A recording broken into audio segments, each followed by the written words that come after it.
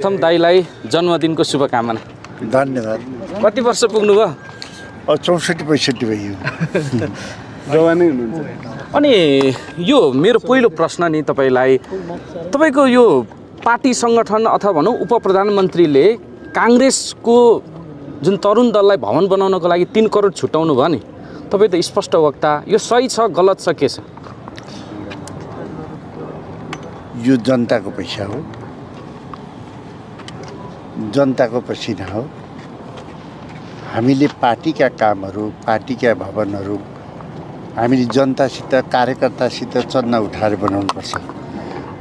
हामीले चाहिँ नि सरकारी पैसालाई हामीले आफ्नो पार्टी वा आफ्नो भातृ संस्था प्रयोग गर्यौँ भने यो दुरुपयोग हुन्छ। हामी फरक तरिकाले सोध्नुपर्छ भन्ने मलाई लाग्छ। जस्तो यो फिर्ता गराउनको लागि तपाईँको के रहनेछ पहल? म यो फिर्ता त यो देशैको अहिलेको बजेट अब सदन चलेपछि थाहा पाउनुहुन्छ, एउटा नेताले मुलुक र जनता हेरेर काम गर्छ हैन। मूर्खले के गर्छ? आफ्नो भोटर हेरेर काम गर्छ। यो मूर्खहरूको बाहुल्यता भएको ठाउँमा मेरो भनाइको अहिले के अर्थ हुन्छ र? धन्यवाद। उप प्रधानमन्त्री मूर्ख हुनुभयो? मैले कसैलाई पनि भन्न खोजेको होइन।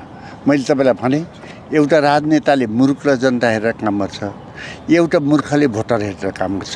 अहिले रातो किताब आएपछि तपाईँले थाहा हुनुहुन्छ कि ठुला ठुला योजनाहरू जो नेपाल सरकारको करोडौँ लगानी भएका योजनाहरू काटिएका छन्, कार्यकर्तालाई हेरेर बजेटहरू राखी एलोकेसन गरिएको छ।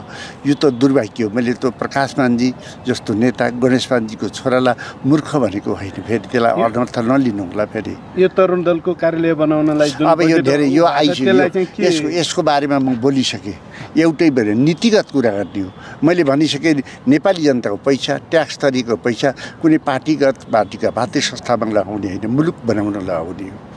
त्यसमा कुनै इन्डिभिजुअल कुरा होइन, नीतिगत कुराहरूमा यो गलत पर्छ। माननीय सुनिल शर्माज्यू, तपाईँ पनि स्पष्ट वक्ता, देशको लागि बोल्नुहुन्छ होइन?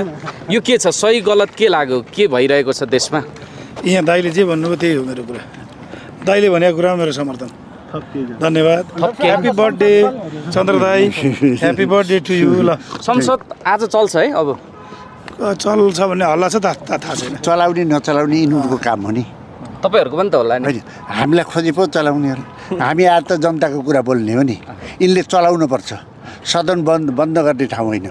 बाधे जाए त्यही तत्त्वबोध। बाहिर नारा जुलुस गरेर न, हिजो गर्नेले पनि आज गर्नेले पनि। सदनमा नारा जुलुस बन्द गर्ने होइन, त्यो छलफल गर्ने थालो, जनताका कुरा उठाउनु थालो, राष्ट्रका कुरा उठाउनु थालो। त्यस कारण कसैले पनि